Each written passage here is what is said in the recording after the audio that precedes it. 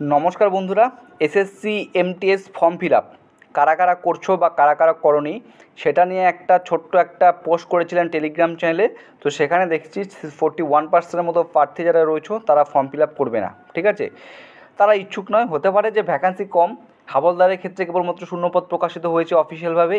এমডিএসের ক্ষেত্রে এখনও পর্যন্ত কোনোরূপ কিন্তু ভ্যাকান্সি প্রকাশিত হয়নি, কারণ ডিপার্টমেন্ট থেকে ভ্যাকান্সি কালেক্ট করা হচ্ছে। ঠিক আছে, তো তোমরা যারা এই ভিডিও দেখছো তোমাদের প্রত্যেকে বলবো যে অবশ্যই কিন্তু এমটিএস 2025-এর ক্ষেত্রে ফর্ম ফিল আপ করবে।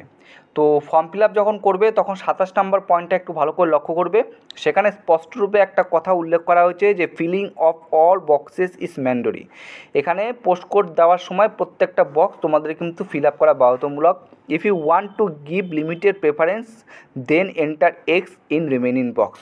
যদি তুমি মনে করো যে না আমি অল্প একটা প্রেফারেন্স দেবো, দিতে পারো, তাতেও কোনো অসুবিধা নেই। তাহলে বাকি যে বক্সগুলো রয়েছে অবশিষ্ট বাক্সগুলি তোমাকে ক্যাপিটাল এক্স দিয়ে সেগুলো কিন্তু পূরণ করতে হবে। ঠিক আছে, এবং যখন তুমি এই কোডগুলো পূরণ করবে, কোড রয়েছে একটা উদাহরণ দিয়ে বলছি। মনে করো তুমি এমটিএস চণ্ডীগড় এই পোস্ট এখানে তুমি এটাকে পোস্ট প্রেফারেন্স হিসাবে 1 নম্বরে রাখতে চাও উপরে। মনে করো তোমার home district Chandigarh, home state, ঠিক আছে, চণ্ডীগড়। তো তুমি এমটিএস চণ্ডীগড় সবার উপরে রাখবে পোস্ট প্রেফারেন্স হিসেবে, যার পোস্ট কোড থাকবে 12। অর্থাৎ সেই বক্সের মধ্যে কিন্তু এই যে পোস্ট কোড যেটা রয়েছে সেটা 12 তোমাকে সেখানে ইনপুট করতে হবে।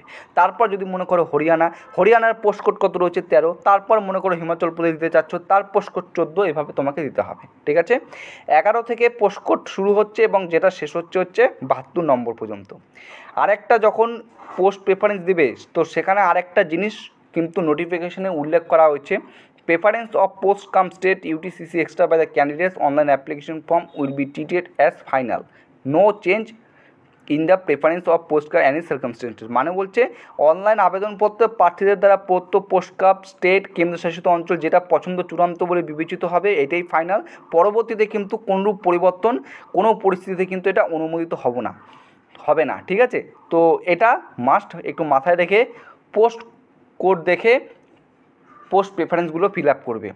আরেকটা পয়েন্ট, প্রার্থীদের উপদেশ দেওয়া হচ্ছে যে ম্যাক্সিমাম নাম্বার এই পোস্ট প্রেফারেন্স তোমরা দিবে যাতে তোমাদের যে সিলেকশান তার পসিবিলিটি অনেকটা বৃদ্ধি পায়। ঠিক আছে, এবার এমটিএস স্টেট প্রেফারেন্স আমরা কিভাবে দিব, দুটা উদাহরণের মাঝখানে আমি তোমাদের সাথে তুলনা করছি।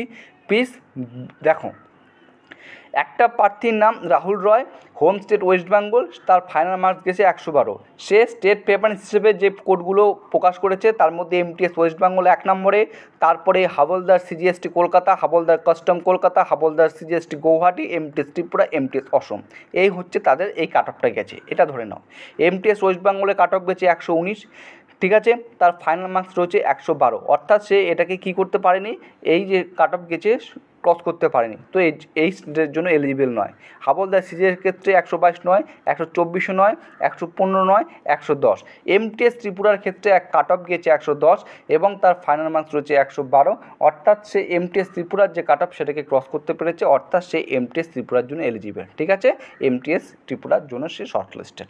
ওকে, এই হচ্ছে স্টেট প্রেফারেন্স। অর্থাৎ একটা জিনিস দেখতে পাচ্ছ, তার হোম স্টেট ওয়েস্ট বেঙ্গল, অর্থাৎ তাকে চাকরি করতে হবে এখন এমটিএস ত্রিপুরায় গিয়ে। কারণ কি, পোস্ট প্রেফারেন্স হিসেবে হ্যাঁ ওয়েস্ট বেঙ্গল দিয়েছিল, কিন্তু তার কাট অফ 119 ক্লিয়ার করতে পারেনি সেজন্য সেখানে হয়নি।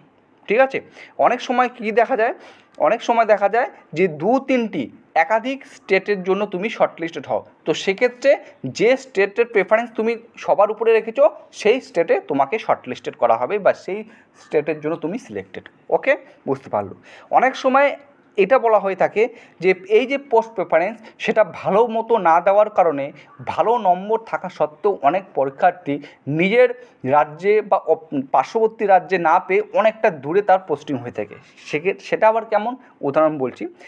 প্রার্থী সোমা সরকার ধরো, home state West Bengal, final marks রয়েছে 132, তার ভালো মার্কস রয়েছে। সে যখন স্টেট প্রেফারেন্স দিয়েছে MTS Assam, MTS Tripura, MTS West Bengal, MTS Bihar. মনে করো সে হাবলদারের ক্ষেত্রে কোনো কিছুই দেয়নি, সে এমটিএসের ক্ষেত্রে দিয়েছে। এমটিএস অসমের কাট অফ গেছে 129, এমটিএস ত্রিপুরার 126, ওয়েস্ট বেঙ্গলের 130, এমটিএস বিহারের 136।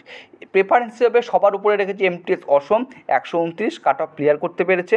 যেহেতু এ কাট অফ ক্লিয়ার করতে পেরেছে অর্থাৎ সে এই পোস্টের জন্য সিলেক্টেড। এমটিএস আসাম এখানে তার এখানে সে সিলেক্টেড হয়ে গেল এমটিএস অসম, ঠিক আছে।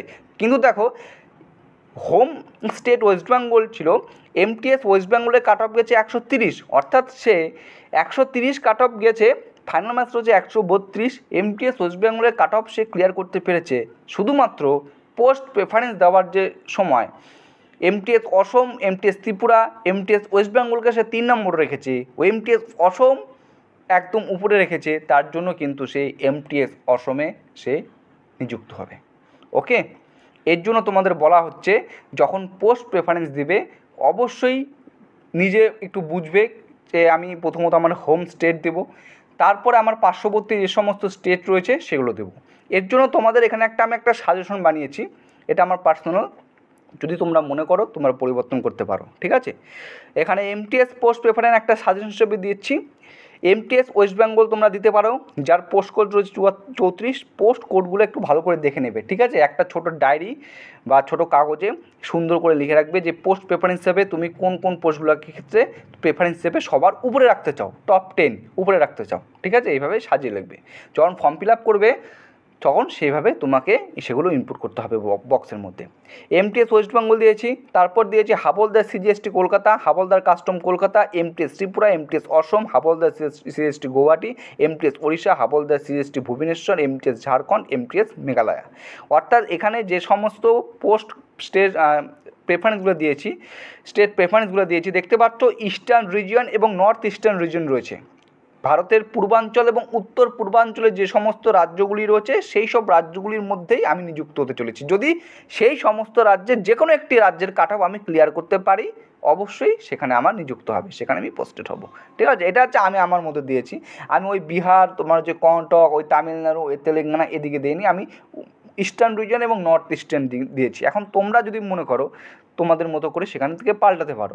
আবার অনেকে দেখা যায় যে শুধুমাত্র এমটিএসের জন্য নিজে তৈরি করছে না, আমি হাবিলদারের ক্ষেত্রে যাব না, আমি ওই দৌড়, আমার ওই ফিজিক্যাল এগুলো আমার দরকার নেই, শুধুমাত্র এমটিএস। তো তুমি যদি মনে করো যে হ্যাঁ আমি এমটিএসের পোস্ট পেমেন্ট হিসেবে করবো, তাহলে MTS West Bengal, MTS Odisha, MTS Assam, Tripura, Jharkhand, Meghalaya, Nagaland, Manipur সমস্ত রয়েছে, সেগুলোকে দেখে তুমি প্রেফারেন্স হিসেবে দিতে পারো। যদি মনে করো হাবিলদারের জন্য দিবে, তো হাবলদার সিজিএসটি কলকাতার আছে, কাস্টম কলকাতা রয়েছে, গৌহাটি রয়েছে, ভুবনেশ্বর রয়েছে, রাঁচি রয়েছে, সেসবে তুমি ফিল আপ করতে পারো, ঠিক আছে। এটা একটা সাজেশন তোমাদের দিয়ে দিলাম। তো এখানে দুটো জিনিস তোমাদের বুঝতে হবে যে পোস্ট প্রেফারেন্সটা কতটা গুরুত্বপূর্ণ, জিনিসটা ছোট হলেও কিন্তু গুরুত্বপূর্ণ, ঠিক আছে। তো পোস্ট প্রেফারেন্সটা তোমরা একটু ভালো করে দিবে, এটার জন্য একটা ছোট্ট ভিডিও তোমাদের সামনে নিয়ে আসলাম। ভিডিওটা ছোট্ট হয়নি, প্রায় 8 মিনিটের উপরে ভিডিও হয়ে গেছে, ঠিক আছে। চলো, এরপরও যদি তোমাদের কোনো প্রশ্ন থেকে থাকে এসএসসি এমটিএস 2025 নিয়ে, অবশ্যই কমেন্ট বক্সে কমেন্ট করবে। টেলিগ্রাম চ্যানেল রয়েছে, সেখানে যুক্ত হয়ে যাবে, সেখানেও তোমরা আপডেট পেয়ে যাবে, ঠিক আছে। চলো ভিডিওটি শেষ করছি। জয় হিন্দ, জয় ভারত।